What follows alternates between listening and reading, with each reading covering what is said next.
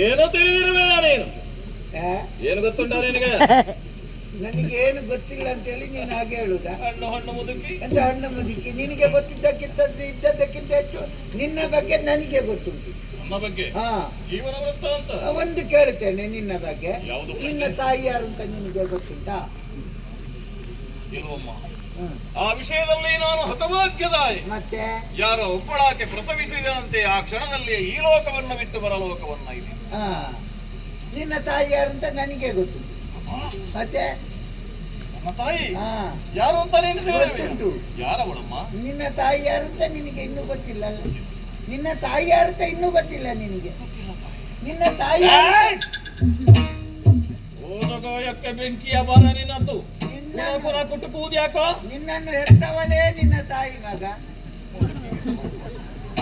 ಎಳೆಯ ಮಗುವಿನಲ್ಲಿ ಹೋಗಬೇಕಾದ್ರು ಹಾ, ಅದೇ ಉತ್ತರ ಕೊಡುವುದಿಲ್ವ? ಈಗ ನಿನ್ನ ಹೆತ್ತವಳು ಯಾರು ಅಂತ ನಿನಗೆ ಗೊತ್ತುಂಟಾ? ನಿನ್ನ ತಾಯಿಯೇ ನಿನ್ನನ್ನು ಹೆತ್ತದ್ದು ಮಗ. 60 ಕಳೆದರೆ 60 ಅಂತ ನಿನಗೆ ಪೂರ್ತಿ ಮಾಡುವುದು. ಹಾಗಲ್ಲ ಮಗನೇ, ಮತ್ತೆ ಹೇಗೆ ನಿನ್ನನ್ನು ಹೆತ್ತ ತಾಯಿ ನಿನ್ನನ್ನು ದಾರಿ ಬದಿಯಲ್ಲಿ ಬಿಟ್ಟು ಎಲ್ಲಿಗೂ ಹೊರಟು ಹೋದಳಂತೆ. ಆ ಬಳಿಕ ಯಾರೋ ಒಬ್ಬಳು ಅಪರಿಚಿತಳು ನಿನ್ನನ್ನು ಸಾಕಿ ಬೆಳೆಸಿದಳಂತೆ. ಹೇಳಿದ್ದನ್ನು ಕೇಳಿ ಎಲ್ಲ ಅಂತೆ ಕಂತೆ ಹೌದಾ? ಅಂತೆಗಂತೆಗಳ ಸಂತೆಯಲ್ಲಿ ಸುಳಿದಾಡಿ ಅವಳು ಎಂತೆಯೂ ಸಿಗದ ಹಾಗಾಯಿತು. ಅವಳು ಯಾರು ಅಂತ ನಿನಗೆ ತಿಳಿಬೇಕಾ? ಸಾಕು ತಾಯಿ, ನಾನು ಹೇಳಿದ್ರೆ ನಂಬ್ತೀಯ ನೀನು? ಹೇಳುವೆಯ? ಹಾ ಹೇಳು ಮಗನೇ, ಏನು? ಹಿಂದಕ್ಕಾದ್ರೆ ಒಂದು ದಿವಸ ನಾನು ನೀನು ಹೀಗೆ ದಾರಿಯಲ್ಲಿ ಹೋಗುತ್ತಿರುವಾಗ ದಾರಿ ಬದಿಯಲ್ಲಿ ನನಗೊಂದು ಮಗು ಸಿಕ್ಕಿತಪ್ಪ. ದಾರಿ ಬದಿಯಲ್ಲಿ ಹಾ. ಏನು ಮಾಡಿದೆ? ಸಿಕ್ಕಿದಂತ ಮಗುವನ್ನು ಎತ್ತಿಕೊಂಡು ಚೆನ್ನಾಗಿ ಸಾಕಿ ಸಲಹಿದೆ ಕಂದ. ಮಾತೃವಾತ್ಸಲ್ಯ. ನಾನು ಸಾಕಿದ ಮಗು ಅದು ಬೇರೆ ಯಾರು ಅಲ್ಲಪ್ಪ, ಹೇಗಿದ್ದಾನೆ? ನೀನೇ ಕಂದ. ನಿನ್ನ ಸಾಕು ತಾಯಿ ನಾನೇ ಮಗ.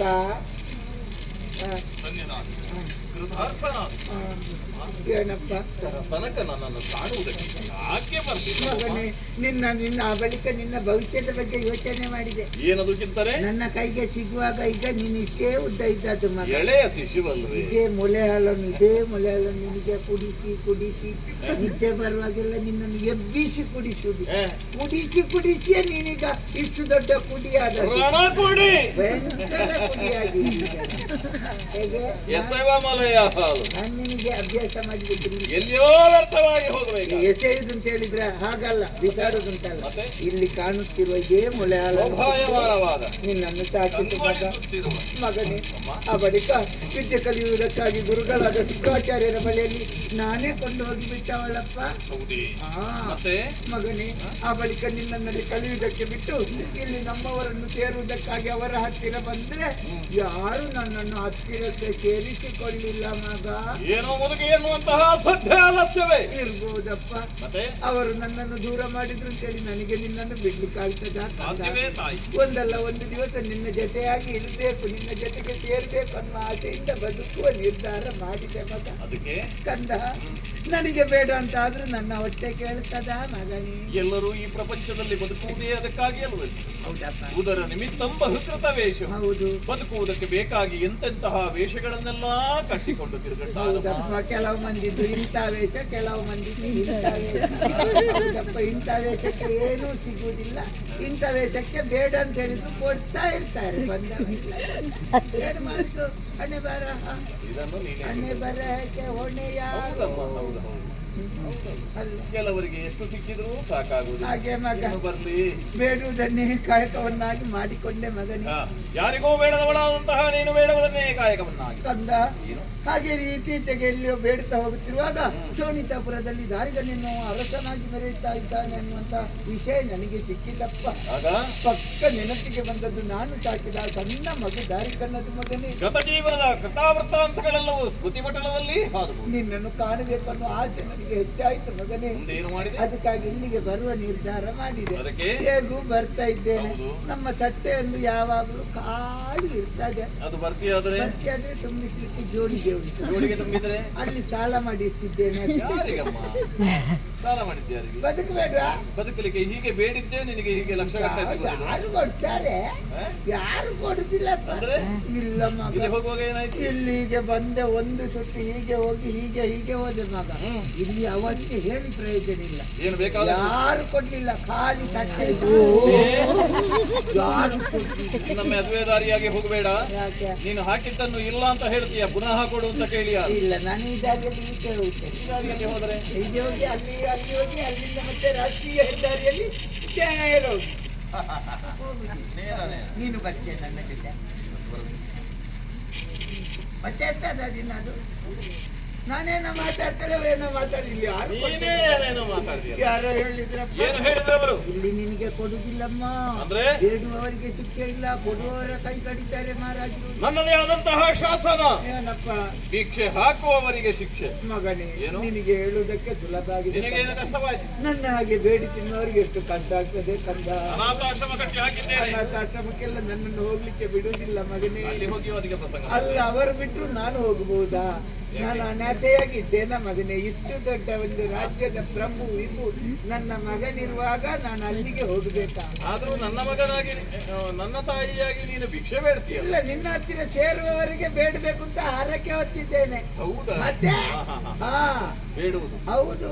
ಇನ್ನು ಸ್ವಲ್ಪ ಸಮಯ ನೀನು ಸಿಗದಿದ್ರೆ ಇನ್ನೊಂದು ಹರಕೆ ಹೇಳಲಿಕ್ಕಿತ್ತು. ಯಾವ್ದು ಯಾವುದು? ನೀನು ಸಿಕ್ಕಿದ ತಕ್ಷಣ ನಿನ್ನ ತಲೆಯ ಮುಡಿಯನ್ನು ಕೊಡಿಸ್ತೇನೆ. ಏಯ್! ನನ್ನ ಮುಡಿ ಕೊಟ್ಟು ನಿನಗೇನಾಗಬೇಕು? ಅಲ್ಲ, ಹರಕೆ ನಾನು ಹೇಳ್ಬೇಕು ಅಂತ ನಿನ್ನ ಮುಡಿ ತೆಗೆಸು. ಮಗನೇ, ಅದಕ್ಕೆ ಮೊದಲು ನೀನು ನನಗೆ ಸಿಕ್ಕಿ ಸರಿ ಬಿಡು. ಕಂದ. ಏನು? ಕೊಡ್ಬೇಡಿ ಕೊಡ್ಬೇಡಿ ಅಂತ ನೀನು ಹೇಳ್ತೀಯಪ್ಪ. ಸತ್ಯ ಹೇಳ್ಬೇಕ ಮಗನೇ? ಇಷ್ಟರವರೆಗೆ ಹೇಳಿದ್ದು ಅದು ಸತ್ಯವೇ, ಇನ್ನು ಹೇಳುವುದು ಪರಮ ಸತ್ಯ.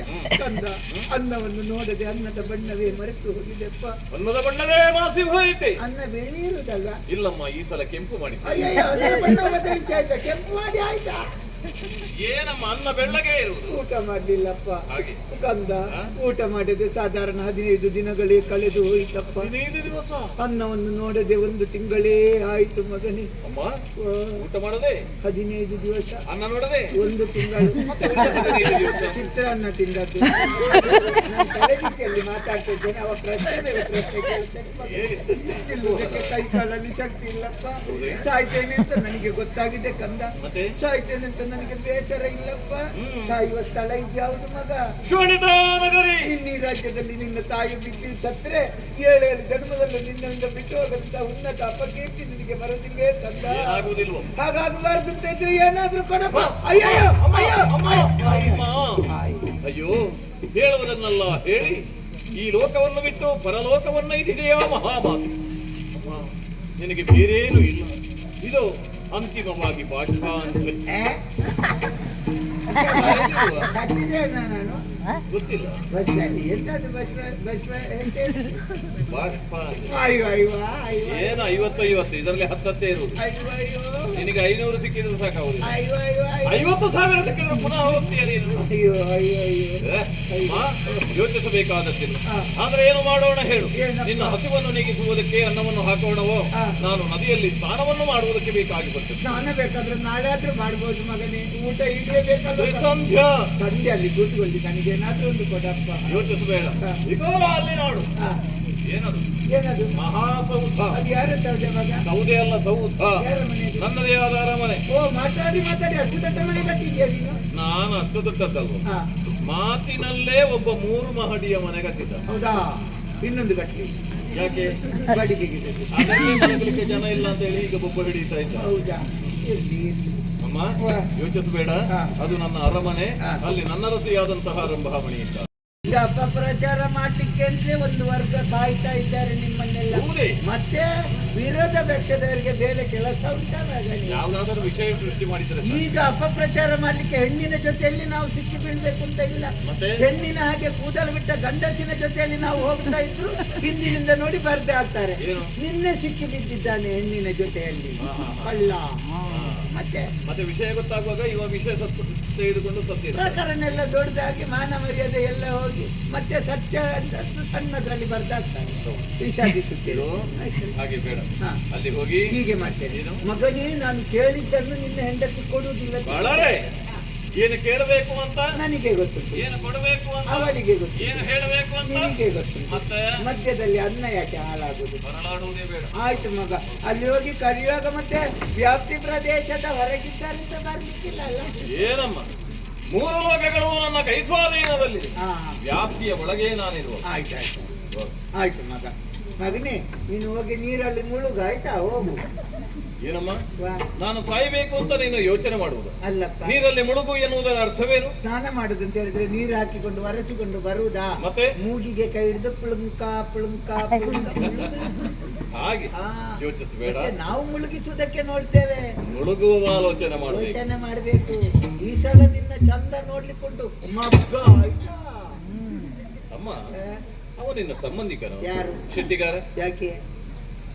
ಚಂದ ನೋಡ್ಲಿಕ್ಕುಂಟು ಮಗ್ಗ ಅಂತ ಹೇಳಿ. ಈಗ ಮಗ್ಗದ ಶೆಟ್ಟಿಗಾರ ನನ್ನ ಸಂಬಂಧಿ ಆದ್ರೆ ನಿನಗೂ ಕೂಡ ಸಂಬಂಧಿ ಆಗುದಿಲ್ಲ. ದೂರದಲ್ಲಿ ಹೌದು. ಮತ್ತೆ ದೂರದಲ್ಲಿ ಹತ್ತಿರ ನಿನ್ನ ತಾಯಿ ಅಲ್ಲ ನಾನು. ಹಾಗೆ.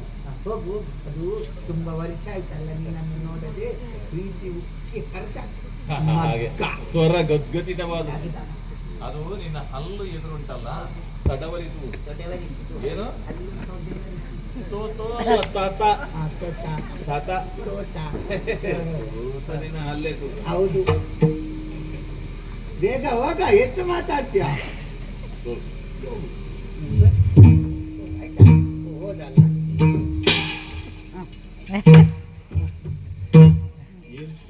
ಯಾರಿಗಾಗಿದ್ದು ಕಿರಿಕಿರಿ ಮರ? ಅಯ್ಯೋ ಅಯ್ಯಯ್ಯೋ ಅಯ್ಯೋ, ಬಿದ್ದಿದ್ದಲ್ಲ ಮಗನೇ. ಯಾಕಮ್ಮ ನೀನು ಅಲ್ಲಿ ಹೋಗುದು? ಜಾರಿ ಬಿದ್ದದ್ದು. ಯಾವುದು? ನನ್ನನ್ನು ಅವರು ದುಡಿ ಹಾಕಿದ್ದು. ಅಯ್ಯೋ, ದುಡಿ ಹಾಕಿದ್ರು ಅವರು. ಇಲ್ಲಿಗೆ ಅದನ್ನು ತೆಗೆದುಕೊಡ್ಬೇಕಾ? ಅಯ್ಯೋ, ತೆಗೆದುಕೊಡು ಮಗನೇ. ಅಯ್ಯಯ್ಯೋ, ಇದು ಬೇಡಮ್ಮ. ಅಯ್ಯೋ, ಇದು ಬೇಕು ಬೇಕು. ಅಯ್ಯಯ್ಯೋ, ಅಲ್ಲಿವರೆಗೆ ಮುಟ್ಟುವರೆಗೆ ಬೇಕಾಗ್ಯಯ್ಯೋ. ನನ್ನನ್ನು ಅವರಿಬ್ಬರು ಸೇರಿ ದುಡಿ ಹಾಕಿದ್ದು ಮಗನೇ. ನೀನು ಇಲ್ಲಿ ಯಾಕೆ ಮಲಗುತ್ತೀಯಮ್ಮ? ಮಲಗಿದ್ದೆಲ್ಲ ಬಿದ್ದದ್ದು. ಹೋಗಿ ಅಲ್ಲಿ ಮಲಗು. ಆಯ್ತಾಯ್ತಾ, ನಾನು ಹೋಗ್ತೇನೆ ಮಗನೇ. ಹೋಗಿ ಊಟ ಮಾಡ್ತೇನೆ. ಊಟ ಆದ್ಮೇಲೆ ನಿಮ್ಮಲ್ಲಿ ನೀರುಂಟಾ? ಮುಗಿದಿದ ನಿಮ್ಮ ನೀರು? ನಿನಗೆ ಬಿಸಿಯೋ ತಣ್ಣಗೆ? ನನಗೆ ಹೋದಲ್ಲಿ ಬಿಸಿ ನೀರೇ ಆಗಬೇಕು. ಹೌದಾ? ನೇರವಾಗಿ ಬಚ್ಚಲ ಕೋಣೆಗೆ ಹೋಗು. ಹಾ. ಗೋಡೆ ಮೇಲೆ ಹೀಗೆ ಕೈ ಇಡಿ. ಹಾ. ಬಿಸಿ ಬಿಸಿ ಬಿಸಿ ಬಿಸಿ ನೀರು. ಎಲ್ಲಿ ಕೈ ಇಟ್ಟರು ಬಿಸಿ ನೀರು ಬರ್ತದೆ. ನಿರ್ದಿಷ್ಟ ಪ್ರದೇಶ ಉಂಟು. ಹೌದಾ? ನೀವು ಕೈ ಹಿಡಿಯುವಲ್ಲಿ ನಾವು ಕೈ ಹಾಕಿದ್ರೆ ಹೀಗೆ ಶಾಖ ಹೊಡಿಲಿಕ್ಕೆ ಹೇಗೆ? ಶಾಖ ಹೊಡಿಲಿಕ್ಕಿಲ್ಲ. ಯಾವುದು? ಶಾಖ ಆಗುದಿಲ್ಲಲ್ಲ. ಆಯ್ತಾಯ್ತಾ. ಆಮೇಲೆ ಸ್ನಾನ ಮಾಡಿ ಊಟ ಮಾಡ್ತೇನೆ. ಹಾ. ಮತ್ತೆ ಜಗಲಿಯಲ್ಲಿ ಸ್ವಲ್ಪ ಮಲಗುತ್ತೇನೆ. ಮತ್ತೆ ಯಾಕೆ? ಜಗಲಿಯಲ್ಲಿ ಮಲಗುವುದಕ್ಕೆ ನೀನಿರುವುದು ಮತ್ತೆ ಬೇರೆ ಇಲ್ವಲ್ಲ? ಬೇರೆ ಇದ್ರೆ ಅದನ್ನು ಎಬ್ಬಿಸಿ ಆ ಜಾಗ. ಏ! ಮತ್ತೆ ನಿನ್ನ ತಾಯಿಯನ್ನು ನಾಯಿ ಮಾಡ್ತೀಯ ಹಾಗಾಗಿ. ನಾಯಿ ಮಲಗುವ ಜಾಗದಲ್ಲಿ ನೀನು ಮಲಗುತ್ತೀಯ? ಮತ್ತೆ ನೀನು ಮಲಗಬೇಕಾದದ್ದೆಲ್ಲಿ? ಎಲ್ಲಿ? ಹಂಸತೂಲಿಕಾದಲ್ಪ. ಅಭ್ಯಾಸ ಕಾಲ್ತಾಪದಲ್ಲಿ ಮಲಗಿಟ್ಟು ನೀನು ಬಂದು ಕರ್ಕೊಂಡು ಹೋಗ್ತೀಯ. ಕಲ್ತಪ್ಪಲ್ಲ ಬೆಳ್ಳಪ್ಪ. ಅಮ್ಮ, ಹಾ. ಹೋಗು ನೀನು. ಆಯ್ತು. ಎಷ್ಟು ಮಾತಾಡ್ತಿ ಮಾರೆ. ಆಗಾಗ ಬರ್ತಾನೆ ಅವನು. ಹೋಗ್ಲಿಕ್ಕೆ ಮನಸ್ಸಿಲ್ಲ. ಬಂದದ್ರಲ್ಲಿ ಸ್ವಲ್ಪ ನೆನಪಾಯ್ತು ನನಗೆ.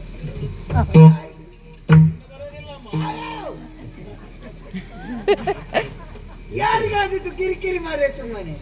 ಅಲ್ಲ, ನಾವೆಲ್ಲ ದೇವರುಗಳು, ನಮ್ಗಿಂತ ವೇಷದ ಅಗತ್ಯ ಉಂಟು.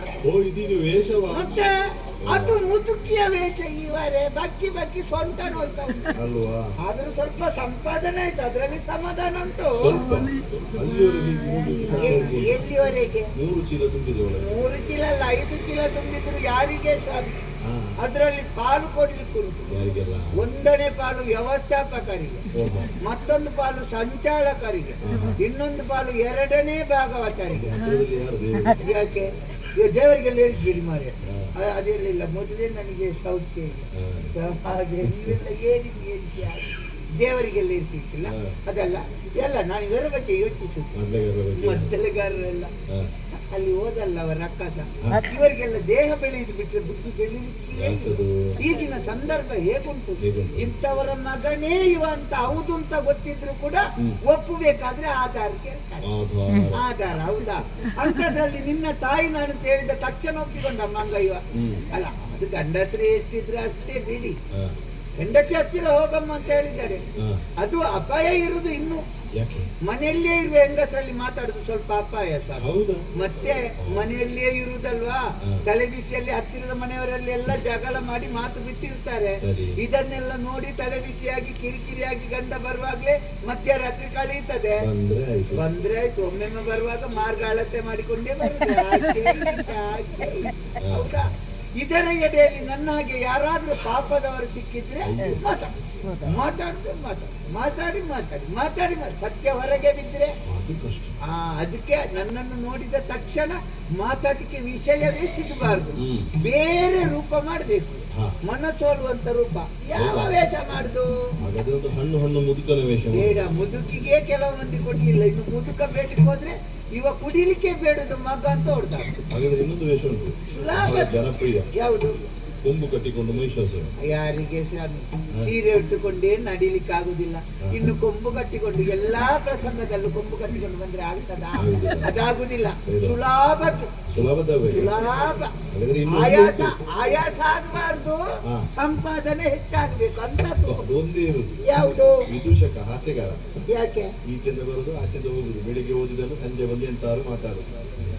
ಎಂತಾದ್ರೂ ಮಾತಾಡಿದ್ರೆ ಅಲ್ಲಿ ಒಳಗೆ ಕೂತ್ಕೊಳ್ತಾರೆ, ನಿನಗೆ ಗೊತ್ತಿಲ್ಲ. ಆಚೆಗಾರ ಈಚೆ ಹೋಗಿ ಆಚೆ ಬಂದ್ರೆ ಆಯ್ತಾ? ಹೌದಾ? ಅದಕ್ಕಿಂತ ಆಚೆಗಾರನಿಗಿಂತ ಒಳ್ಳೇದು ಇನ್ನೊಂದುಂಟು, ಅದ್ರಲ್ಲಿ ಕೂಡ ಹಾಗೆ ಒಂದೇ ಅಂಗಿ ಹಾಕ್ಲಿಕ್ಕೆ, ಆದ್ರೆ ವ್ಯತ್ಯಾಸ ಉಂಟು.